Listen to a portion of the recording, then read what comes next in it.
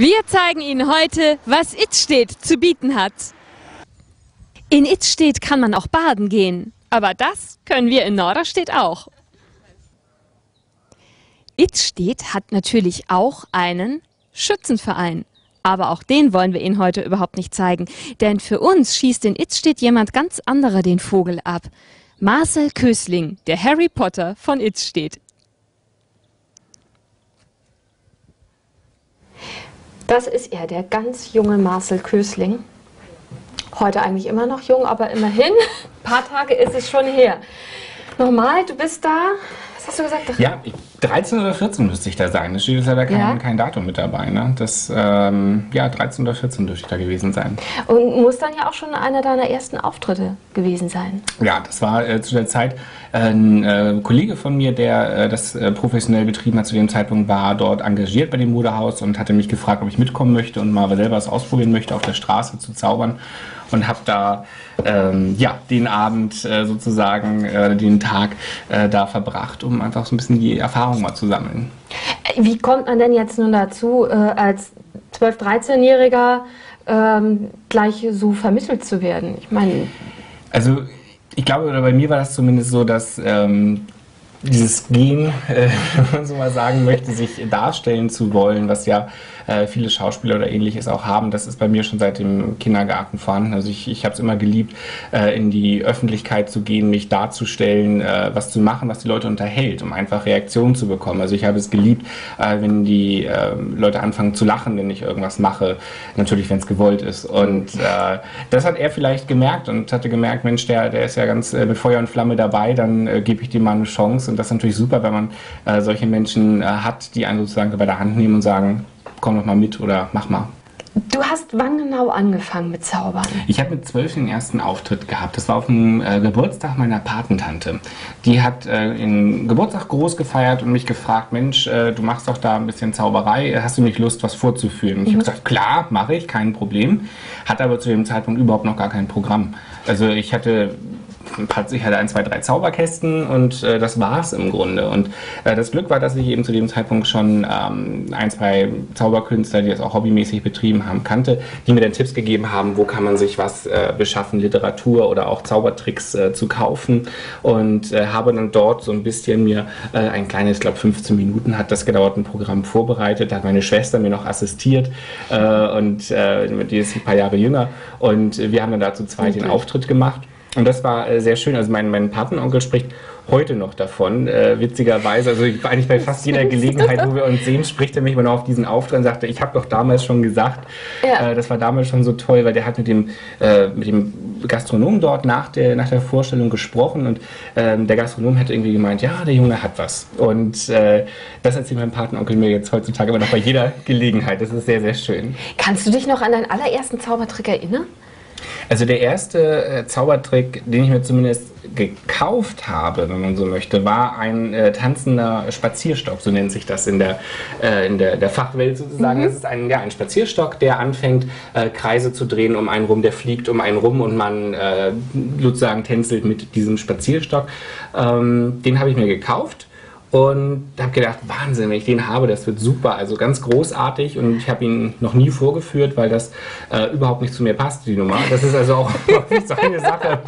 Das war die erste Sache, war gleich ein Reinfall. Und da fing das also mit an. Das ist häufig, man liest von Zauberartikeln, die man kaufen kann oder auch in Büchern und denkt, super klasse und gibt dann viel Geld aus, um die Sachen anzuschaffen und stellt hinterher fest, es passt überhaupt nicht. Und entweder passt es nicht zu mir oder es kommt einfach nicht gut an oder was weiß ich. Also da gibt es verschiedene Gründe. Und da bin ich aber auch mittlerweile von weg, dass ich einfach nur sozusagen Kataloge durchgucke oder im Internet irgendwelche Zaubergeschäfte durchschaue und sage, das kaufe ich mir jetzt alles, sondern ich gucke mittlerweile schon ganz gezielt, was passt zu mir oder dass ich auch eben eigene Sachen entwickle. Dass ich einfach nur sage, ich habe die Idee, was könnte passieren. Angenommen, eine Karte erscheint irgendwo, ein Klassiker ja eigentlich, aber ich gucke dann einfach, wie kann ich das umbauen, dass es wirklich eine eigene Nummer ist. Was passt denn deiner Meinung nach zu dir? Also ich zeige in meinem Programm, ich habe ja mehrere Programme, was ich zu unterschiedlichen Anlässen zeige. Das ist natürlich ein Unterschied, ob ich jetzt auftrete für eine Betriebstagung, wo jetzt 500 Vertriebler sitzen, oder ob ich natürlich jetzt auf einem 70. Geburtstag auftrete. Und da sitzen jetzt 50 Menschen im Alter von 30 bis 80. Da habe ich schon unterschiedliche Sachen, die ich zeige. Im Großen und Ganzen zeige ich aber viele Klassiker der Zauberkunst. Also ein zerschnittenes Seil ist da mit drin. Es ist das Ringspiel, was viele kennen, diese Ringe, die sich verketten und wieder entketten, sind dabei, und viele Sachen, die von einem Zauberkünstler kennt oder erwartet, und ich zeige die aber alle irgendwo in einem eigenen, aus meinem eigenen Blickfeld. Das heißt also, das Ringspiel wird zu einer gleichen Techno-Musik gezeigt und andere Sachen, so dass man merkt, es ist eben auch was Modernes mit dabei, dass sich das eben gut vermischt. Ich glaube, Musik ist ja sowieso auch ein ganz wichtiger Aspekt auch bei der Zauberei. Nicht? Also das bringt ja sehr viel Spannung. Also es passiert manchmal so, dass entweder man hat eine Illusion, die man zeigen möchte, und stellt man fest, okay, ich brauche dazu eine Musik, und dann geht die Suche los und man sucht und sucht und sucht und sucht, bis man irgendwann sagt, man hat vielleicht auch mehrere ausprobiert und sagt aber irgendwann, das ist die Musik.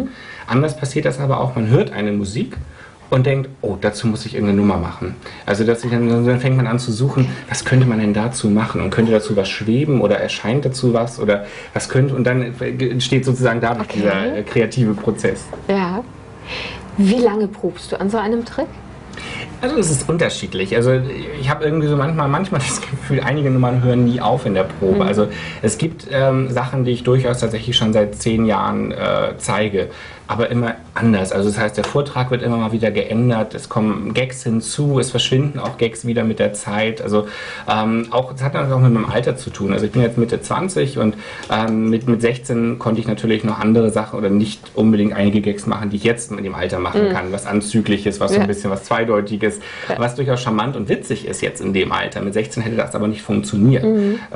Zum Beispiel bei der Seilnummer habe ich das Seil in der Hand und ich sage, Mensch, wenn Sie das mal ausprobieren wollen, brauchen Sie einfach ein handelsübliches Seil, nehmen Sie das, was Sie im Schlafzimmer vorfinden, und dann machen Sie das wie folgt und gehen eine Nummer weiter. Das ist immer ein super Lacher, aber mit 16 hätte ich das nicht machen können. Also glaube nicht, dass das da so gut angekommen wäre wie jetzt. Nun bist du schon in sehr, sehr jungen Jahren, ich glaube als jüngster Deutscher, richtig? In den magischen Zirkel. Einer der jüngsten, ja. Also das darf nicht übertreiben, aber es ist natürlich immer schön, wenn man sagen kann, jetzt einer der jüngsten mit 16. Also es gibt also sozusagen, man kann erst mit 16 auch in den magischen Zirkel aufgenommen werden. Und ich hatte dann da auch ein Jahr eine Anwärterschaft, wie man das dann so hat. Also da gibt es so tatsächlich strikte Regeln. Man muss eine Prüfung machen in Theorie, in Praxis. Das heißt, man muss was vorführen vor einer Jury, die entscheidet das dann mit Punkten, ob das geeignet ist. Und man muss Fragen beantworten. Wann ließ der Zauberkünstler so und so den ersten Elefanten verschwinden? Und wie hieß der Elefant? Und wie hieß der Zauberkünstler? Und solche Fragen muss man dann dort beantworten können. Man kann sich entsprechend darauf vorbereiten. Also es gibt auch Unterstützung dafür, aber das ist schon mit 16 schon sehr viel Geflatter dabei, dass man denkt, oh Gott, und jetzt vor den ganzen gestandenen Kollegen sozusagen da zu stehen, das ist war schon eine witzige Erfahrung. Das heißt, da musst du dich richtig noch durch Bücher die Geschichte der Magie durchlesen. Richtig. Und ich war ja auch mit dem Thema Magie, oder Thema Zauberkunst, war ich beim ZDF in einer Quizshow mit Kai Böcking, und da wurden dann Fragen gestellt. Konnte ich mich eben nicht wirklich vorbereiten, weil da wurden wirklich aus sämtlichen Bereichen gefragt. Auch mit Kollegen, die dann aufgetreten sind, die vor 100 Jahren aufgetreten sind, wo man dann fragt, ja, wie hieß der oder was war sein Trick, und solche Sachen wurden da gefragt. Das war sehr, sehr spannend.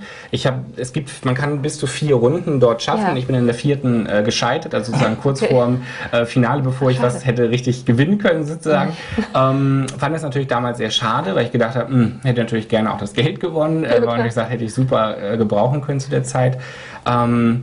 Ich habe aber da ganz guten Job gemacht. Also es war ganz toll. Ich habe aus ganz Deutschland E-Mails und Briefe bekommen von Zauberern, die das gesehen haben, die hinterher meinten, ich wäre in der ersten Runde schon ausgeschieden. Also das war eine ganz tolle Erfahrung, dass man so ein bisschen Feedback auch da bekam. Muss man das immer wieder auffrischen, diese Prüfung? Nach dem Motto, nee. Nein, das ist einmal drin. Okay.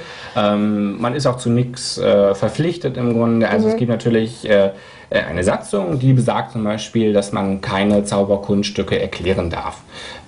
Das versteht sich eigentlich für einen Zauberkünstler von selbst. Da ist es aber ganz klar festgehalten, dass er auch sagt, okay, angenommen, ich würde mich jetzt hier hinsetzen und würde jetzt dir ein paar Sachen erklären und das sieht dann der magische Zirkel, dann könnte ich aus dem Verein ausgeschlossen werden, weil die sagen, es widerspricht der Satzung. Das gehört sich nicht.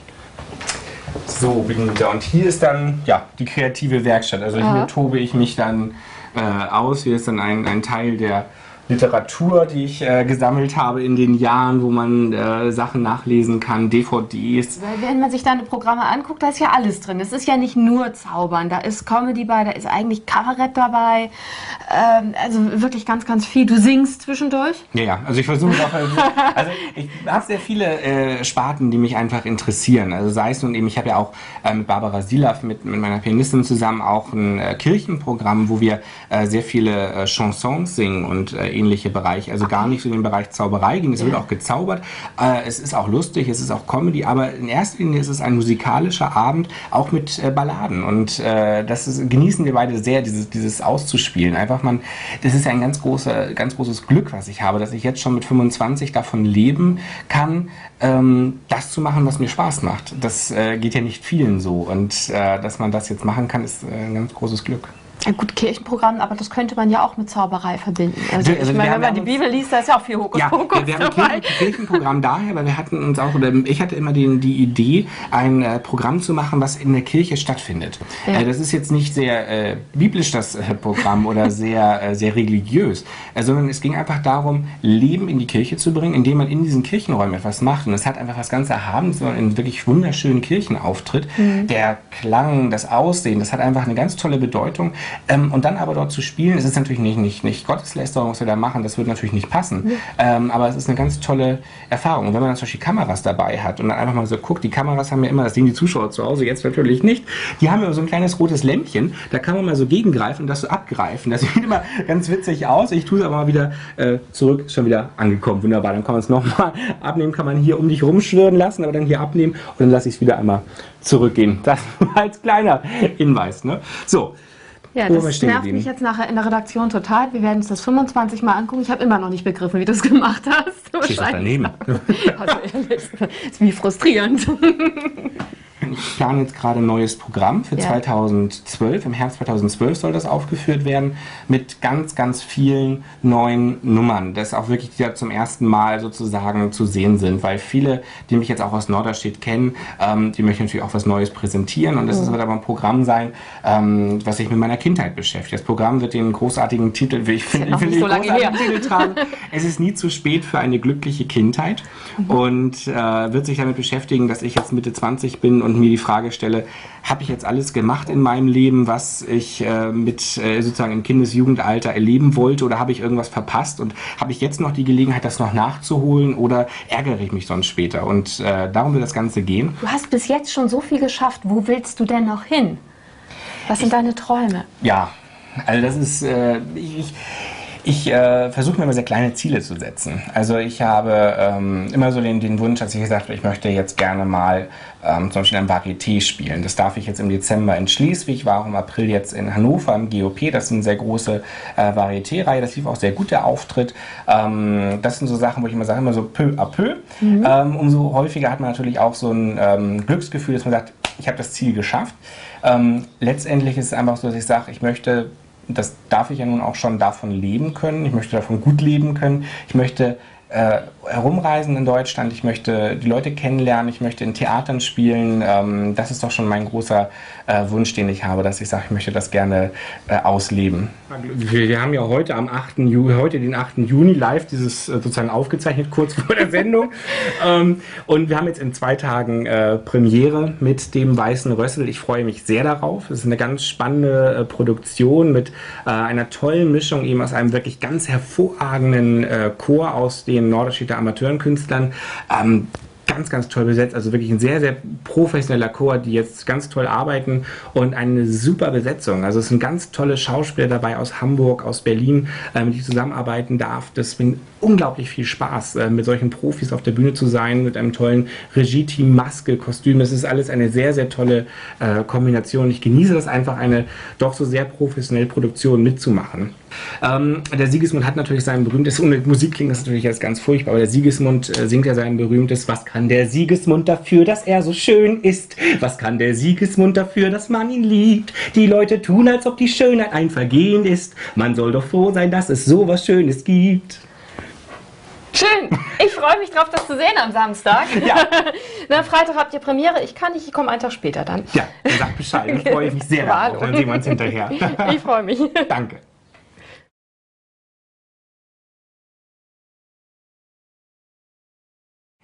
Benita, ich habe vor, mit dir einen kleinen Zaubertrick zu machen, einen Kartentrick. Es ist jetzt nicht unbedingt was sehr Visuelles, denn es handelt sich dabei um ein unsichtbares Kartenspiel. Okay. Spannend. Bis dahin sehr spannend. Ich habe das unsichtbare Kartenspiel mitgebracht. Ich werde das einmal aus meiner Tasche nehmen und dir einmal geben. Und du darfst dieses Kartenspiel nehmen und bitte einmal mischen. Einmal kräftig durchmischen auf die... Ja, vorher aus der Schachtel rausnehmen, vielleicht geht dann einfacher. Kleiner Tipp nur vom Fachmann, ja. Das kann man machen. Nicht gesehen, okay, macht nichts, macht nichts. Die Schachtel kannst du mir geben. Das Kartenspiel mal kurz bitte kräftig durchmischen, dass alle Karten wirklich durcheinander kommen. Das ist ein Pokerspiel, 52 Blatt, auch für die Zuschauer zu Hause. Nochmal ganz kurz die Erklärung, 52 verschiedene Karten. Du hast jetzt folgende Aufgabe. Du fächerst das Kartenspiel einmal so auf, wie du es gerade schon gemacht hast, und nimmst bitte eine Karte aus diesem Kartenspiel heraus. Ich drehe mich weg, ich möchte das nicht sehen, ich kenne das Kunststück schon. Und du darfst jetzt dir also irgendeine Karte da aussuchen. Nimm jetzt nicht sowas wie Herz Ass oder sowas, das nimmt jetzt jeder. Such dir ruhig eine unauffällige Karte aus, das, was du möchtest. Okay? Die Karte nimmst du jetzt. Und jetzt kommt der entscheidende Part. Du steckst natürlich die Karte wieder in den Stapel hinein, aber du drehst sie vorher einmal um. Das heißt, diese Karte liegt als einzige verkehrt herum im Kartenstapel. Hast du das gemacht? Ja, habe ich. Wunderbar. Dann einmal wieder zusammenschieben alles und wieder in die Schachtel hineintun. So. Großartig, das ist ganz toll. Und jetzt kommt das Spannende. Wenn man das Kartenspiel nun nimmt, ich nehme das einmal dir hier ab, und ich habe hier vorne so einen kleinen Visualisierungsbeutel und da kommt nun das Kartenspiel hinein. Und wenn ich es einfach fallen lasse, dann wird dieses Kartenspiel sichtbar. Faszinierend. Gut. Früher im Kindergarten war das immer ein Riesengag, aber ich merke schon, du bist bessere Sachen gewohnt. Aber wir haben ja den Beweis, dass es das Kartenspiel sein muss, was du eben noch in der Hand gehabt hast. Ja. Wenn du alles richtig gemacht hast, Benita, liegt eine Karte in diesem Kartenspiel verkehrt herum. Wir müssen natürlich den Zuschauern zu Hause jetzt sagen, wir haben nichts abgesprochen, richtig? Richtig. So wie wir es abgesprochen haben. Vielen Dank. Nein, also wir haben wirklich nichts abgesprochen, es ist nichts getürkt. Eine Karte dürfte in diesem Kartenspiel verkehrt herum liegen. Ich öffne das Kartenspiel jetzt einmal schon. Das heißt, jeglicher Austausch wird ausgeschlossen. Ich kann nichts mehr verändern. Benita, würdest du laut und deutlich einmal sagen, welche Karte du verkehrt herum in dieses Spiel hineingesteckt hast? Pik 7. Die Pik 7. Sicher? Ja. Möchtest du deine Wahl nicht mehr ändern? Nein. Schade. Dann schauen wir einmal nach. Ich bin ja Zauberkünstler. Wir schauen einmal nach. Ich habe hier vorne die Karten. Wir schauen einmal nach, ob eine Karte in diesem Kartenspiel verkehrt herum liegt. Es wäre natürlich wirklich der absolute Wahnsinn, wenn eine Karte, und es liegt tatsächlich eine Karte verkehrt herum in diesem Spiel. Eine einzige Karte liegt verkehrt herum und es ist die Pik 7. Ist das nicht stark, oder? Das ist wirklich Das ist doch super. Wenn es stark. daneben steht oder so, dann denkt man so, hä? Wie geht das?